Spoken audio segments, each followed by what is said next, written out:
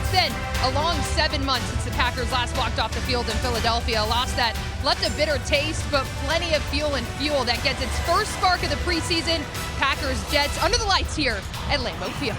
I'm Ashley Washburn, your pregame host. Well, they did exactly what they needed to do after spending the first 2 days of the NFL draft focused on bolstering their offense. It came to no surprise today that they were catering to their defense. A lot can change in the course of 1 week in the National Football League. I'm Ashley Washburn, joined by the voice of the Green Bay Packers, Wayne Larrivee. And the Packers giving Detroit a taste of their own game. They go for it on 4th down.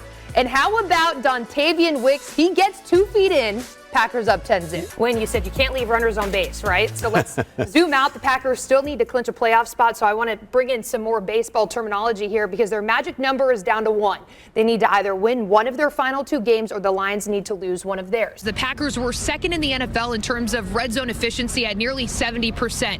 Over the last 2 weeks, they have gone 1 for 9 in the red zone, dropping from second in the NFL to 16th. Josh Jacobs says his knee feels really good heading into tonight's game, but we are waiting to see if right tackle Zach Tom will take the field. He hasn't seen any game action since week 15, also because of a knee injury, but he is questionable heading into tonight's game and is a big key in making this Packers run game go. The other team knows what you're going to do. Well, it was one of those situations, too. He said it really took him out of rhythm where you don't feel good as a running back going into a situation like that. So a lot to learn in that moment.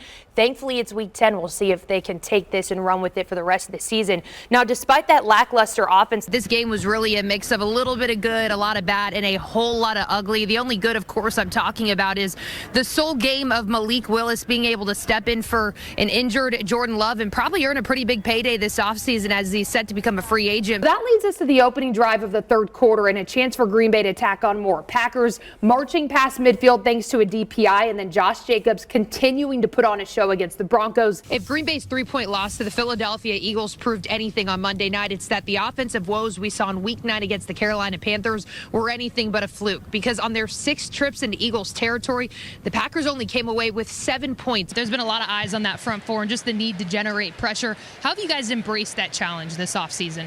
Oh, man. Jordan, going back to just the offense, Luke Musgrave, Tucker Kraft have been putting together a really solid camp. How much does that enhance an offense, being able to have a 1-2 punch like that? And we can expand on this conversation a little bit more because heading into this game, we knew that the Broncos had an elite pass rush, and they really showed up in that second half, sacking Jordan Love 3 times. Dennis, what allowed Denver to finally break through in this game? When you have the lead, as we all know. Jerry Jones has been so high on Kenny Clark, his ability to stop the run, and we'll get into this more later on the show today, but the run game is something that the Packers offense is trying to get going. Now, unless the Packers decide to keep 6 D tackles, they will more than likely need to choose between undrafted free agent Nazir Stackhouse or 6th-round draft pick Warren Brinson, both of whom Stack plays during training camp. You've been a scout in the NFL for over 2 decades now, but you do come from a coaching background. How does that experience help you evaluate these players in this process? Second-year running back Marshawn Lloyd has dealt with his fair share of injuries early into his NFL career. The appendectomy his rookie year, and then a groin injury to start training camp. The Packers have been